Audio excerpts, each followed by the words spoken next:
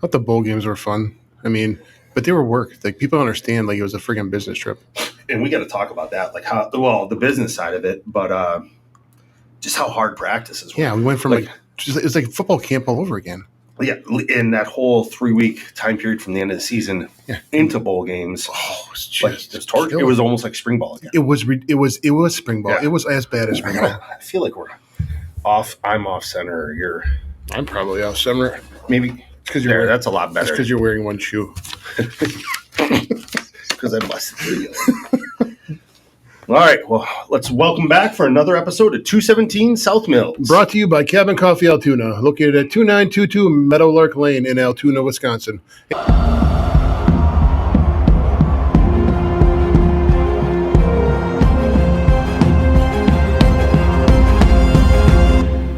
Hey, Bill.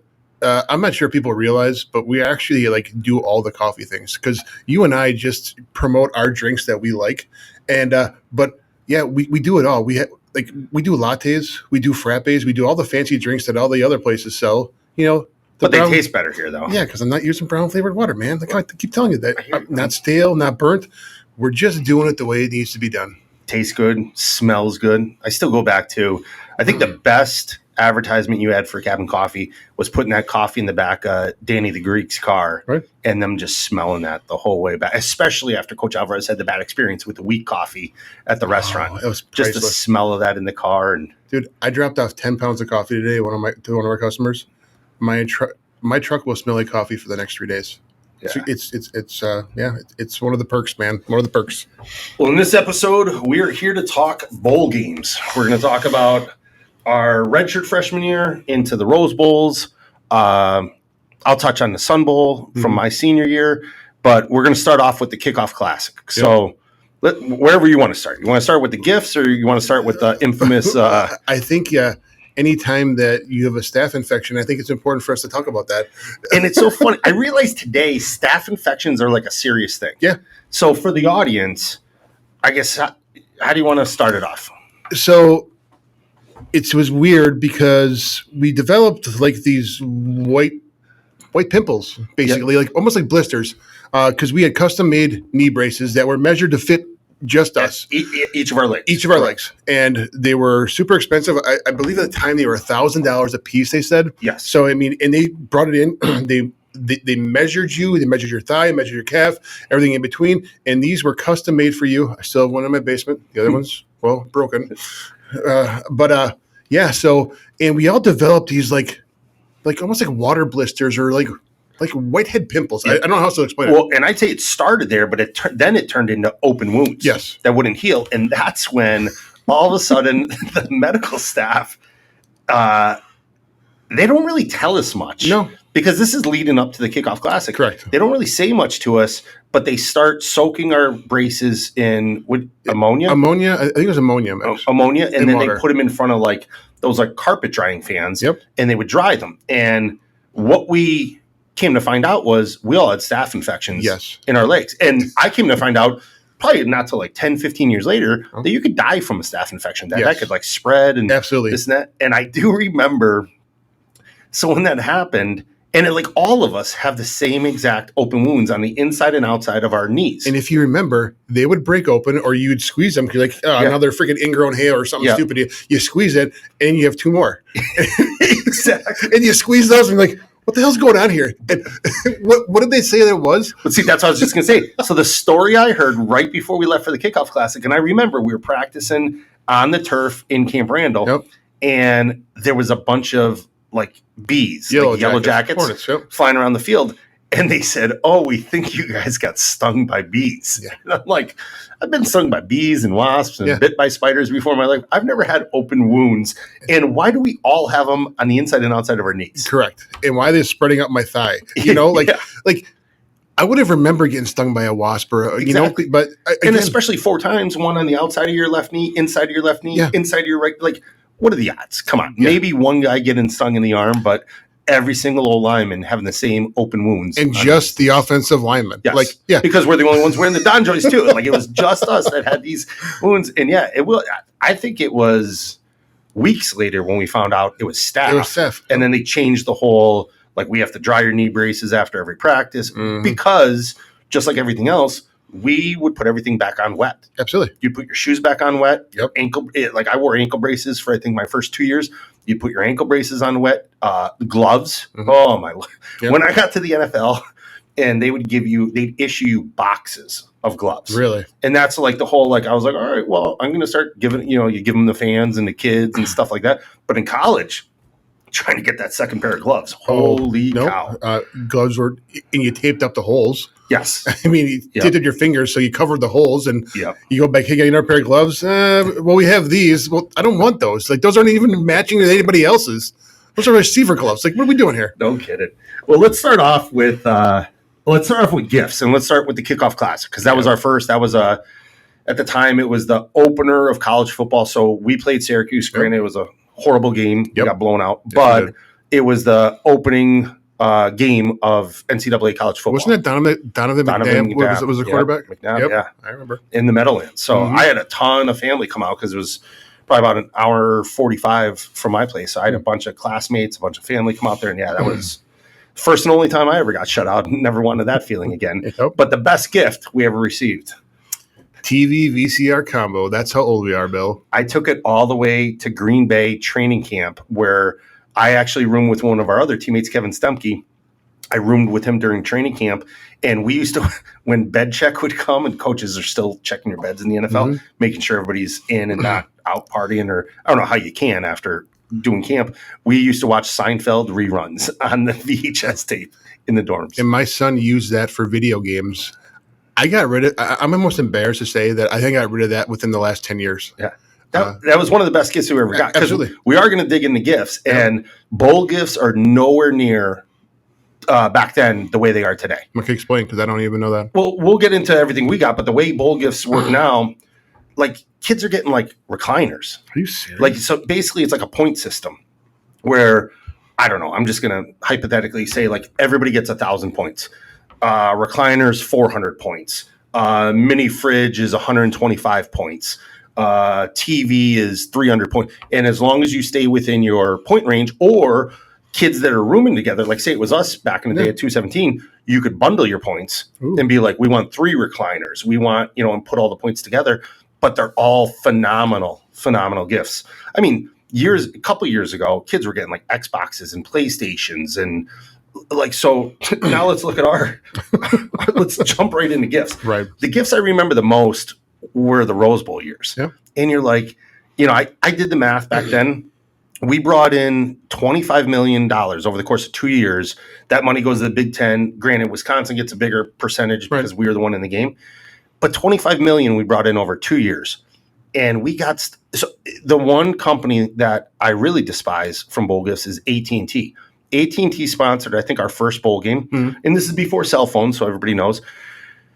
You would think I would have been thrilled with a cordless phone because this is the game was played in 1999. Right. I would have been thrilled with a cordless phone. I would have been happy with a phone that had a voicemail on it. Absolutely. They give us a calling card. So I'm like, oh, you know what? I don't have a cell phone. Cell phones weren't a thing back then. So I'm like, oh, they probably gave us like 6 hours on the cell phone. It was a 10-minute calling card. I think I called my parents to because my parents came out to the game. I'm like, what hotel are you at? Whatever. And it's like, ding, you have 1 more minute left on your card. I did. And we were gone over Christmas. Yes. That's the thing. So we were gone over Christmas, which was, people are like, oh, didn't it suck that you were gone for Christmas? No, we're going to a bowl game. Forget that. Like, who cares about Christmas right now? Another gift that just came to my head was, it was my dad's favorite gift because I gifted it to him. We got a Game Boy. We're in the little handheld Nintendo Game Boy. Maybe it was the second Rose Bowl, but we ended up getting a Game Boy. Ooh. My dad loved it. Really? Play it every morning before he went. Just play Tetris. That's all he played on there. Absolutely loved it. I don't know, but that was his favorite. But the gifts that we laughed about, the gifts that we always called like the dad hats or the dad jackets. I mean, jean jackets with the Rose Bowl embroidered on the back. Like, come on. And some of the stuff, or even the hats. Like they weren't even like high end, yes. And I don't think there was flat fix back there, but there was at least like fitted hats. Yeah, these are the ones with like the rope that went across the front that separated the bill from the thing, and you're going. I still have those. Yeah, I never gave them away. I'm like, I think they're still in my in my basement in storage. I think my mom sent me out with a plastic bag that has like some Rose Bowl memorabilia, and there's a hat like squished flat inside the box. But that was typically a dad hat. Mm-hmm. Another, just, I know we're going to bounce around a lot in this episode, but let's start with the Copper Bowl. Oh, yes. That was our first bowl game. We were red-shirted. And the story I said to somebody the other day, and they're like, holy cow, I never heard that. Do you remember we didn't have, because both teams practice at different facilities, different sites. Mm-hmm. We didn't have an enclosed locker room where our field was. Right. Do you remember we had a circus tent? We had tents. So we had a circus tent with all of our chairs lined up, and we left all our equipment, just your shoulder pads and helmet on the ground, your shoes underneath your chair. Right. You know, you had a little bit of space on the side. That's because we had to dry out our knee braces. Exactly. We probably hung the knee braces on the chairs to dry. But we came back after one of the days, and the sprinkler system went off, and the tent happened to be over a sprinkler head. Yeah. So everything in there was soaked. Soaking wet. And it wasn't like coaches were going to not coach practice. We just had to put on the soaking wet gear. And we're changing the circus tent too. Yeah. Showing up with our flip-flops on, shorts, T-shirt, because you're in a warm climate, and just a bunch of guys getting changed in a circus tent. Right. Put on your wet cleats every single day. Yeah. And we started talking about it in the last episode, how difficult, or right before this episode, how difficult practices are at bowl games. So people who don't understand that, like, oh my gosh, it was a vacation, you have to go to a bowl game. It was an awesome experience, but I don't think people realize what a business trip it was. It was hard. It was like going to spring ball again. Yep. It was like, because usually the season ended in 2 or 3 weeks before. Probably about 3. We were making January 1 bowl games, so probably 3, almost 4, because our season usually ended right around Thanksgiving, and then we were leaving on Christmas Day. So about 4 weeks of practice in Madison. And it was not like we were taking those 4 weeks off. We were doing 2-a-days, full contact. Everything about it was goal line live. Yes. I always say goal line live. Nobody does that. No, especially nowadays. Or 1-on-1, 7-on-7. I mean, it was like, I'm going, we just played a whole season. Yeah. My body is sore. This would be a great time for the 4 weeks or 3, in order for us to heal a little bit. Yeah. And you were able to do that. But the expectation was, you're not going to get rusty. There's no knocking the rust off, and we're going to come out of the gates on fire. I think the best thing they did, like their thought to help us recover, most of the bowl games I remember, it was practice every other day. Mm-hmm. But then they thought, well, they get tomorrow off. Let's work them. Right. You know what I mean? Absolutely. They were hard as hell. And even at bowl games, like we talked to Coach Alvarez about it, I believe it was the Rose Bowl, you could just go 9-on-7 like it's nobody's business, doing it twice out there in California. I agree. Running 9-on-7, pounding heads, getting headaches in California. And it's like, we're playing the Rose Bowl in a couple days. Yeah. So that was crazy. But the Copper Bowl was probably, I think, as none of us had the concern that we're going to go in, because none of us we were all backups and we were so far down the depth chart. For us, it was, we got beat up during practice because we were all on look teams, but you had fun going out there. We were I still remember the name of the hotel because I just looked it up the other day, and I'll tell you, the El Conquistador in Tucson, Arizona. The reason I know that, my brother-in-law coaches college football at Ohio University. Mm-hmm. They played in the Barstool Sports Bowl game a couple years ago, and it was in Arizona. We went out there, and I looked on Google Maps, and we were maybe like 4 or 5 miles from the El Conquistador. And I was just like that. And for guys like us, it's Christmas Day. Mm-hmm. We're swimming in a pool. There's a mountain beside us that has snow on top of it. We were almost surrounded by mountains. Yes. I remember how beautiful it was. It was just unbelievable. Again, from a small town kid who didn't travel, that was one of the coolest experiences. I was like, just looking around, like, this is insane. Yeah.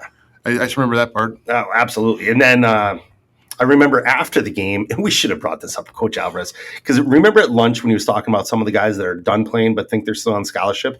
I didn't want to drop his name in front of Coach, but Tark Sala was one of them that I know always gets made fun of by Coach for thinking he's on scholarship. And Tark, do you remember after the game, Coach Alvarez thanked the crowd? Because the crowd was, at most bowl games, are majority Wisconsin. Mm-hmm. Wisconsin fans travel really well. And Coach thanked the fans and then allowed some of the captains to speak. And Tark, while he was on the microphone, just got done playing in the game, goes, and I want to invite everybody. We're back at the El Conquistador Hotel. We're having a post-game party.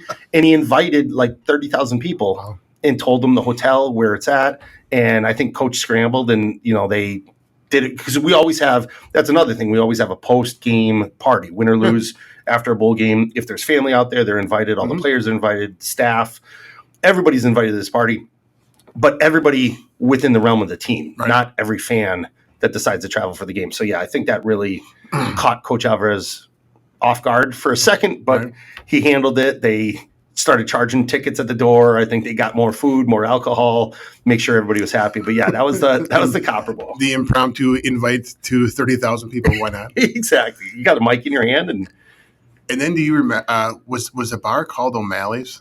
I think so. I think it was called O'Malley's, and I'm not even sure if it's still around. I'll have to Google it. But we were redshirt freshmen, so we weren't playing in the game, but we were still a part of the team and still doing the practice squad thing. And the biggest thing that Coach said was, go out, enjoy this time, no conflicts, no arrests, no one gets in trouble, travel in groups, which is what we did. Everybody look out for everyone look out for everyone, and everyone comes home, together. So I was me, you, Dave, and Casey, I believe, and we went and ended up at a bar at O'Malley's, and in Tucson, Arizona. And it turned out that the owner of the bar was a Badger fan, and they were having their employee Christmas party.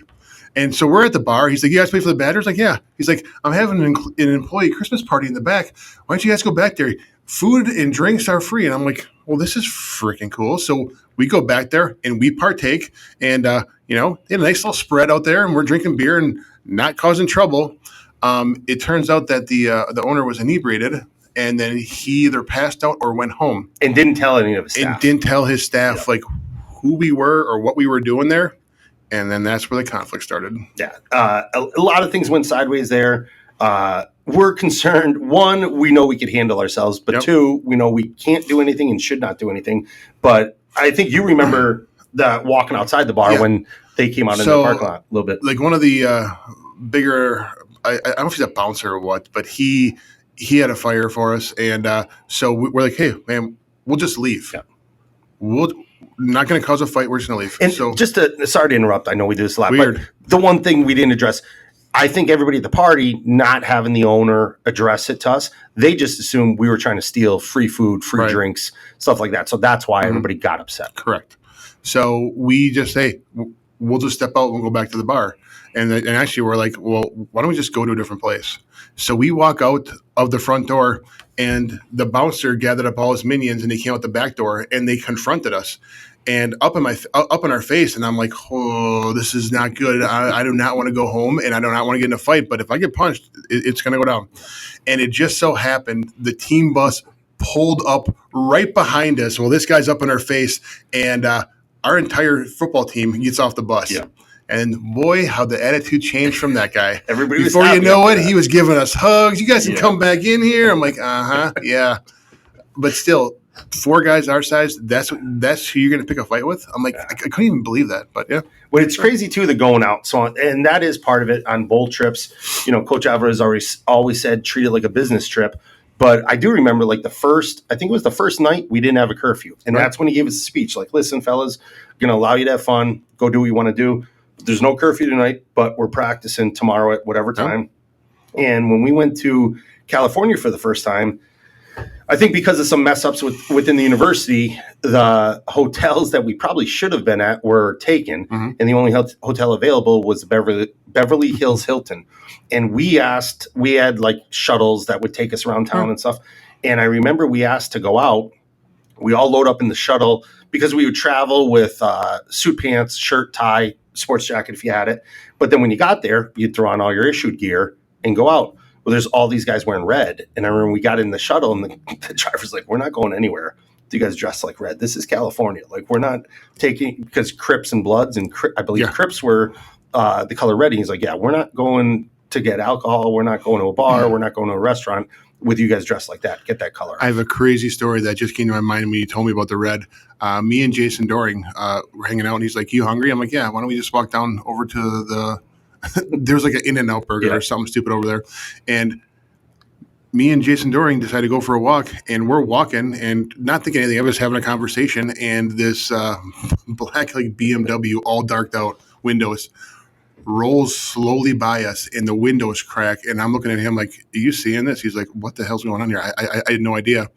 Well, it made sense after the hey, don't wear red in this part of the city. Yeah. And we're out there wearing all red. Yeah, no kidding. Hey, Joe, what the heck does it mean when you say Cabin Coffee Altoona is a roastery? Are you making fun of the coffee or something? Come on now, Bill. Sounds to me like you've had one too many shots to the head. It means we're a roastery. We buy our beans green from all over the world and roast right here on site. It's the freshest coffee you can get. Is that why one place I used to go to tasted burnt and the other place tastes like brown flavored water? That's exactly why, Bill. So stop on down to 2922 Meadowlark Lane. Cabin Coffee Altoona. Just remember, folks, everything's better at the cabin.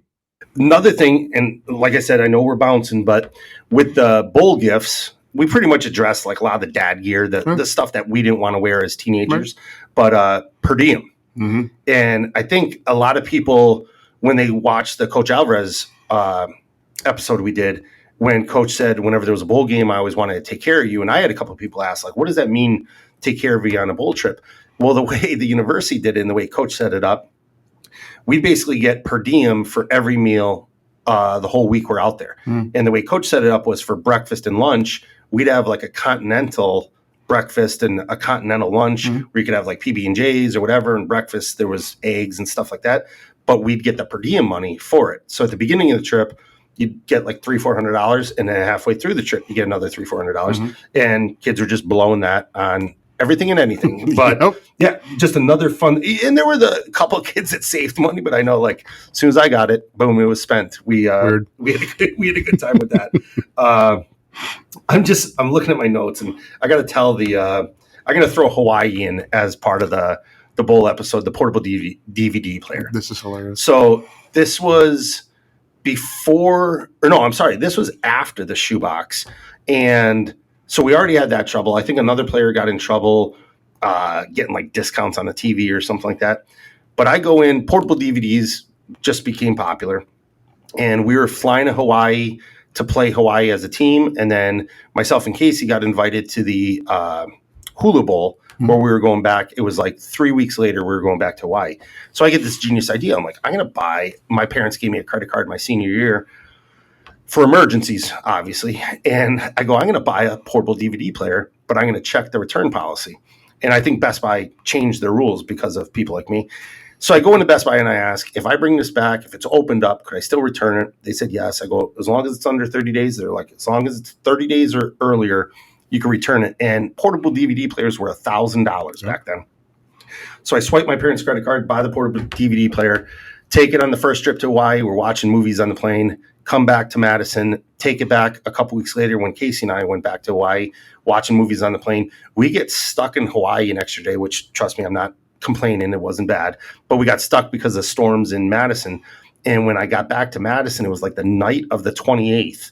So the next morning on the 29th, I go back to Best Buy. I'm like, yeah, I got this for a friend. He doesn't like it. Could I return it? I got the receipt here, put it all back in the box. They returned it. Charge came off my parents' credit card. So none was the wiser. Did you ever tell your parents? I think I told them years later. Yeah, it was not something that I brought up right away. But years later, I think I ended up telling them that. Let's touch on the Rose Bowl, because obviously that's a game that me and you, like everybody in the country, there was no playoffs back then. Right. National championships were voted on, and the Rose Bowl we knew as the granddaddy of them all. And it wasn't so saturated with bowls now. I mean, now it seems like they're not as prestigious. If you're above a 500 record, you're going to a bowl. Whether it's just small bowl. I mean, it almost kind of diluted it and made it less prestigious than when I was a kid watching it, because I watched it every year. Yep. And now it's coming down to almost every bowl is going to be diluted and mean nothing except for the playoff bowl games. Agreed. But when we were playing, you had a couple bowls leading up in December, but then January 1 was the big one. And after January 1, there was no bowl games. Correct. So we watched that no matter what part of the country we were in. I grew up a Penn State fan, but no matter who was playing in it from the Big Ten side, because I was a Penn State fan, I'm rooting for the Big Ten in that bowl game. And I remember, or I don't remember everything about it, but what I do remember is, and we'll talk about Lowry's with like some of the stuff we did during the week, but the moment we were walking, I think Coach Alvarez took us there like 2 days before the game. They just got done painting the field. And he wanted us to walk out on the field just to get the experience of being in the bowl, get comfortable with it. Mhm. And I remember it was blacktop all the way from the locker room. And right where that blacktop stopped, I just stopped and I was like staring down at it, just understanding the next step I take, I'm stepping on the field of the Rose Bowl. This has been going on. I think our first one was the 89th Rose Bowl that we played in. So just thinking that game's been around for this long, everybody in the country watches it. You know, whether you're a fan of the Big Ten, Pac-10, whatever, you're watching the Rose Bowl. And yeah, so that was a really, really special moment going on that field. And I think the magnitude of it for people like you and I, it was such a big deal just to be in that atmosphere, to be in there, because I watched it on TV as a kid so often and was in awe of the college football players going like, man, those guys have really made it. And now here we are walking on that same. That was like the Super Bowl for us watching that as kids. That was the most elite bowl game. And, you know, the winner of that might not have always been the national champion when we were kids, but that was a big, big time bowl game. It meant a lot, and it meant a lot all the way through our time playing in it. And like you said, it got saturated a little bit later on with the playoffs and with them switch where it's not Big Ten, Pac-10 anymore. But Lowry's, the Beefeater Challenge. Oh, yeah. Go ahead. So basically, Lowry's Steakhouse, the Lowry's Salt that many people use, they have a Beefeater Challenge where it was prime rib, right? Yeah.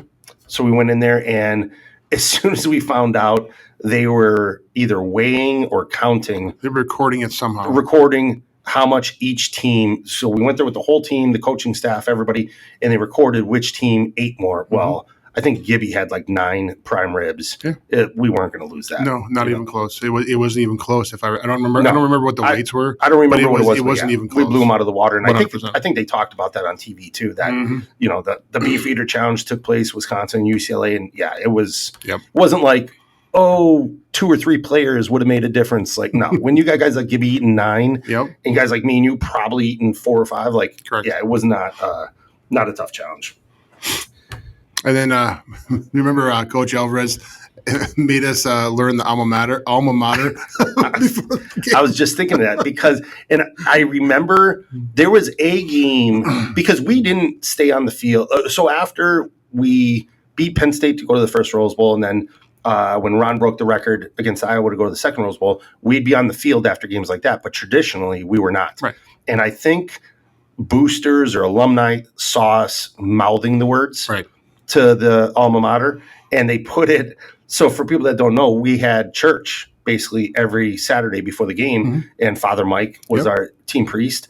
We'd have church every day, and you'd have a prayer card with the Our Father on it, the same prayers we said every single week before the game. And on the back of it, he put the alma mater because he wanted every single player to learn it. And we did. And I mean, I look back, and I got to find, I don't know if I'll have it in time for this episode, but I actually had a mini video recorder and videoed some stuff after the game in the locker room and on the field. So hopefully I could dig that up, or at some point in the future, dig that up, at least the G-rated parts, making sure there's nothing inappropriate going out on video. And I know we talked about this with Coach when we were in Naples, but Craig James, that guy. The best locker room material you could ask for. If you ever want to fire up a football team, give them that, because that lit a fire under us. And I think you even told me the story, not on camera, but you were talking about, it was before the game, and you're sitting there going, I can't believe that we are the worst team out of 89. 89 games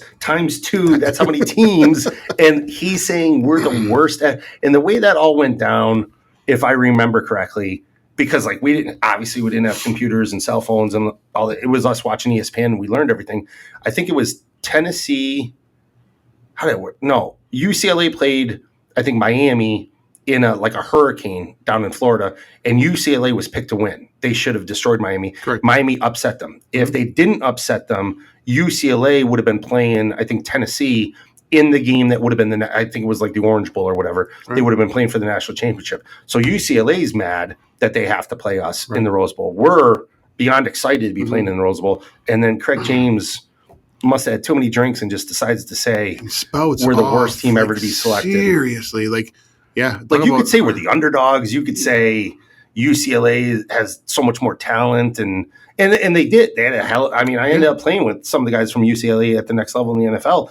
They had some tremendous players, but to say to us, worst team ever to be selected, especially after everything we went through early on in our careers, being so young and inexperienced. Like we talk about that line in '97. Chris McIntosh was the left tackle. He had 12 starts from the year before. Mm-hmm. Left guard, center, right guard, right tackle, 0 starts. Absolutely. Backups, 0 starts. It was like we had 12 starts amongst the whole O-line. Now fast forward to that Rose Bowl and the following Rose Bowl, we're one of the more experienced offensive lines in the country. So, to say that, that was... And then Ron Dane in the background. In the exactly. Yes. That alone, and that's the label you're going to put on it? Seriously? Yes. Like, oh.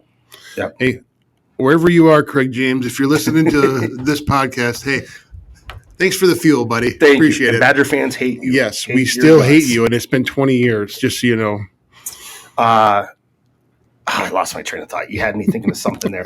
But here, let's jump to another thing with the Rose Bowl, the Playboy Mansion. People have heard of this. Yep. There's people that look at this almost like a scandal, and it's not. So just to hit the nail on the head right away, everybody was fully clothed. It was not. It was an experience.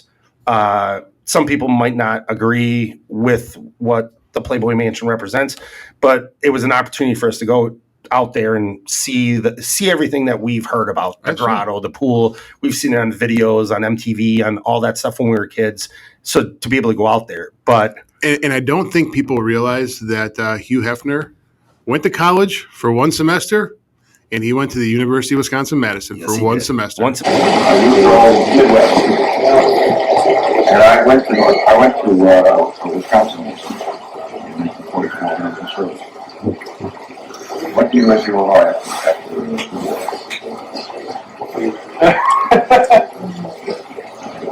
semester, and that sort of was the hookup, and it was Chadema that made the connection, somehow knew that, reached out to Playboy and basically threw the story out there like, hey, Hugh went to college here, we're playing in the Rose Bowl, we're right down the road from you, can we come over and give the kids a tour after the game? And basically they told John Chadema, as long as you win. Right. So like they laid the standard out there too. If you get the W, you could show up. But it was every young male's dream out there. They had some of the playmates out there. We got to meet them, got to take pictures with them. My dad actually ran into a bunch of playmates at a restaurant the week of the Rose Bowl. He was just eating, overheard somebody say something. He's like, oh, my son's going there like after the game. And then he's like, what month were you? The girl's like, September. He's like, that's my son's birthday, September. Oh, we have a connection. Yeah, my mom's like, Bill, it's time to get out of here. We got to leave. But it was some funny times. Without digging too deep in the stories, the second year we went back to the Rose Bowl and won, we did the Playboy Mansion again. And this is coming off of the year turning 2000, the Y2K. Everybody didn't know, our TV is going to start. Is there going to be power tomorrow? And obviously we woke up and everything was fine. But the morning after the game, we go to the Playboy Mansion and they tell us we need more time. You have to leave. So we leave. We go to Santa Monica Pier, hang out for 4 hours. Then we finally get the call. It's okay to come over. This is the morning of January 2nd.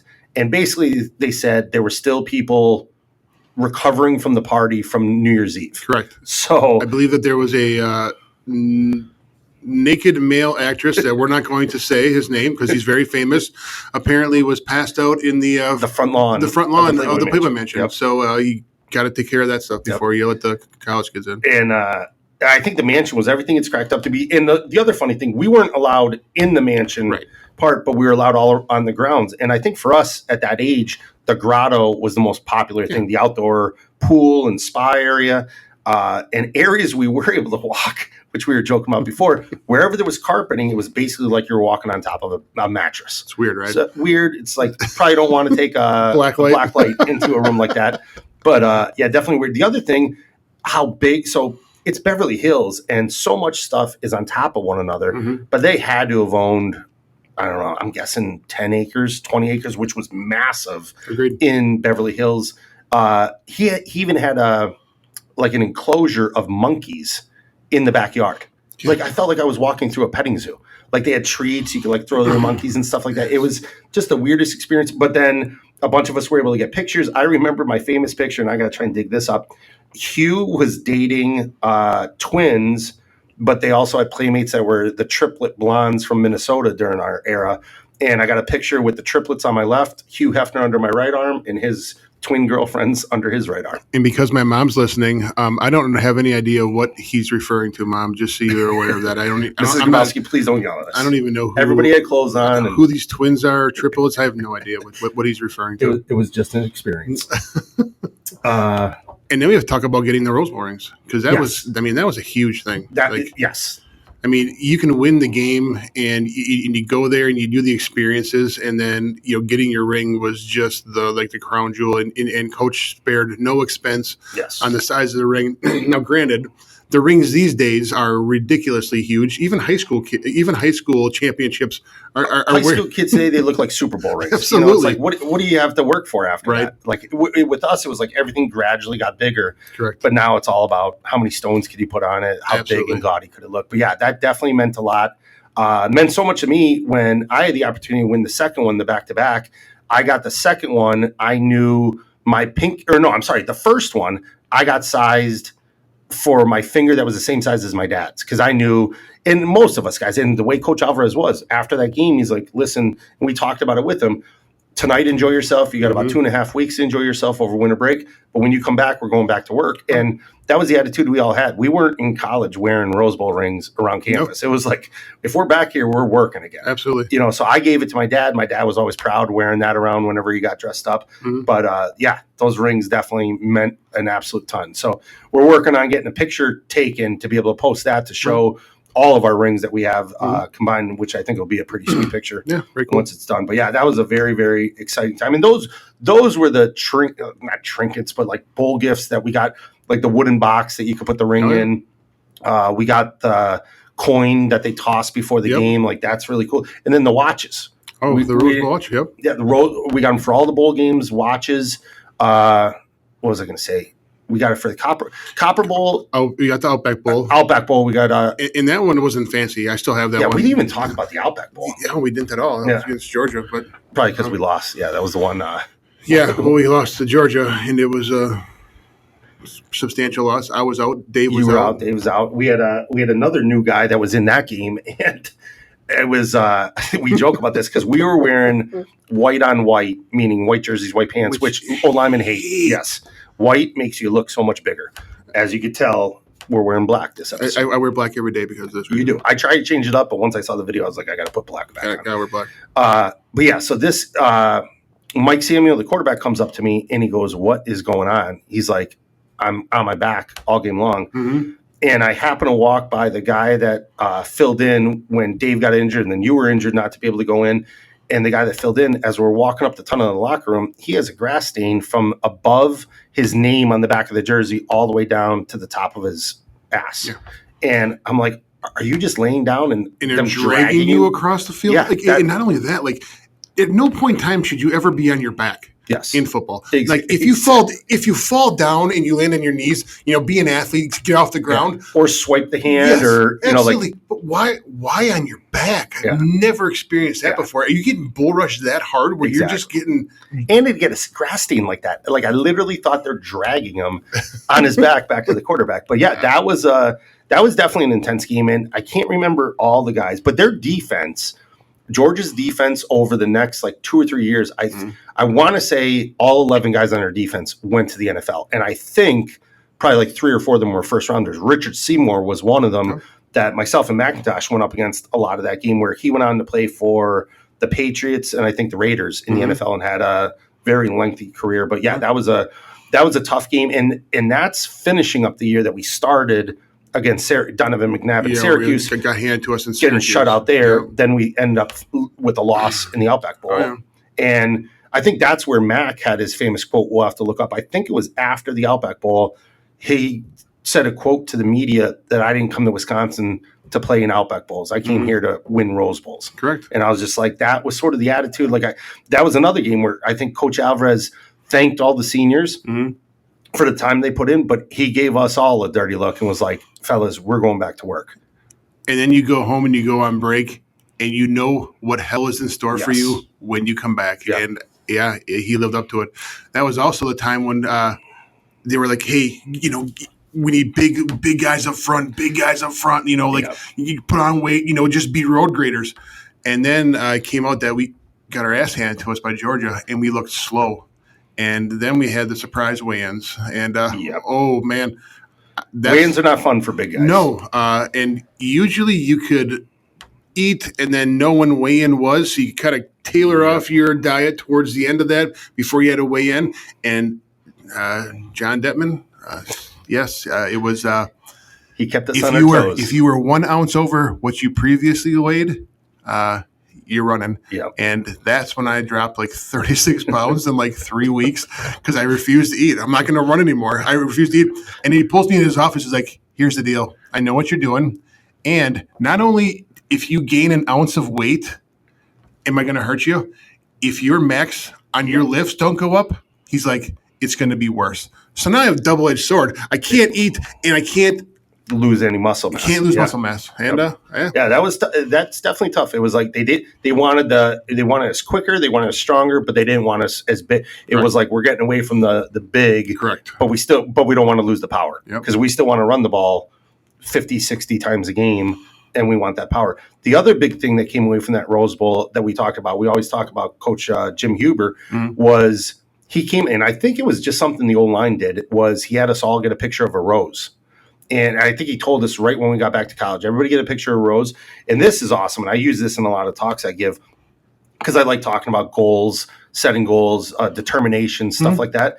And I remember we all had to get a picture of a rose, no matter what size, what kind of picture, and put it next to the bed. And his attitude was, I want it to be the last thing you see before you go to bed and the first thing you see when you wake up. And that was sort of that attitude we took. And that's what I think when Wisconsin has a down year or doesn't have a great end to a season, what hurts us is we knew you're able to do it. You're able to put that work in because we did it. And we did it consistently. So when we don't see that output, it's tough to watch because that is our alma mater. And that's the only team we're rooting for. And it's still our family. You know what I mean? Like those are just younger generations of family members that hopefully someday we get to meet and, talk to. But yeah, it hurt. Or even after we were done with the Rose Bowl appearances where they couldn't get a win. Yeah, you go 3-peat and then you couldn't even win one of them.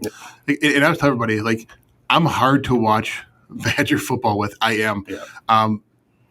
I understand. I get it.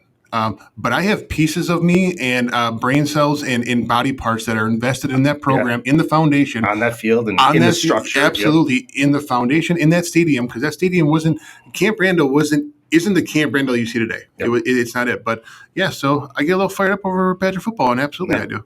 Well, and I even tell my kids, and I joke around with like your kids and Dave's kids and Casey's kids when they go down there. I said that 93 team, when they won that 94 Rose Bowl, they put Wisconsin on the map. And they solidified Coach Alvarez's legacy with that one game and that one season. But I go, and I'm not trying to sound cocky about it, but I go, you see those skyboxes and that upper deck and that new field? I'm like, that's what we built. That was our time going to those back-to-back Rose Bowls. Like I said, it's not being cocky, but that was the money we brought in. That was the tickets that got sold. And, that, like to your point, that's that blood, sweat, and tears that was left on that field. And let's face it, it meant so much to me in that point in time. I named my daughter after the city, and I named her middle name Rose after the Rose Bowl. So it obviously had that kind of an impact in my life. Absolutely. And it was just a great memory and a great time to be a part of it. And here we are. Like, when we were talking, I forget who, I don't know why we can't remember things from like 2 days ago, but somebody said the other day they were talking about kids with like throwing helmets and stuff like that. And it made me think it was the second Rose Bowl. It was probably the only time in my career I lost my patience on the field. I got called for a clip or a block in the back, whatever, and it was a BS call. I wish I Of course it was. Absolutely, because I don't do that. We don't do that. But I came off the sidelines and I threw my helmet. And I remember my dad yelled at me after the game, and that was out of context for me. But it was just one time I lost it, where you see kids today with all the acting and like the fake emotions, this and that. Like with us, like that stuff was real. Like, I mean, I remember crying after a game when Dave broke his ankle. Yep. Like I'm sitting there, it was the same game I broke my nose. I got a hole on top of my nose. I have blood coming down my face. I'm staring at it right now, Bill, as we talk. And I have Mrs. Costa hugging me, consoling me, while Dave's lying on the table with his poor ankle shattered in like 7 or 9 places. Yep. I mean, that's how much that stuff meant to us. And it still means that much more today. We want them to have success. We wanted the Badger teams to win 3 Rose Bowls in a row to beat what we were able to accomplish. It's not like we're sitting here hoping that people don't break our record. Like, we wanted that broke. We want to see Wisconsin succeed. We want them to make the playoffs and continue that success. Absolutely. Well, Bill, that wraps up this episode. We want to thank everybody for listening, and we want to thank our sponsor. I should almost let you do the freaking closing because I can't. I'll do the. We want to thank Cabin Coffee Altoona, our sponsor, but I'll let you do the adjustment. Yeah. I'll mess it up if I do it right now. Well, now you put me on the spot. I forgot what it was. Just go to the 217 Facebook page or Twitter. Cabin Coffee Altoona. There's only one of them here. Yeah, that's the location. Go to the one in Altoona. See you guys next time. Take care. Thank you for listening to Joe and I today. We hope you enjoyed your time with us. If you like what you heard, please give 217 South Mills a 5-star rating on Apple Podcasts. Go tell your friends about us. Like and follow us on Facebook, Instagram, X, TikTok, and YouTube. I'd like to thank Cabin Coffee Altoona for sponsoring us. Everything is always better at the cabin. See you next time. And remember, folks, Red has to run. Perfect. 2-9. I went 2-9, and I'm like, is it 2-9-2-2? Is it 2-2-9? What is it for real? It's 2-2-9-2. No, 2-2-9-5. No. I thought there's a 5 in there. What the fuck? How do I not know this? Welcome to Cabin Coffee, located at. Dude, that was an awesome episode. 40-some minutes. Just stop the recording.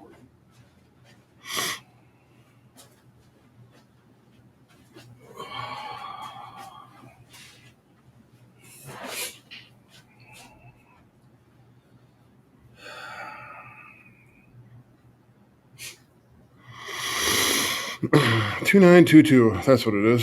2-9. Okay. I was right, but the 9 through.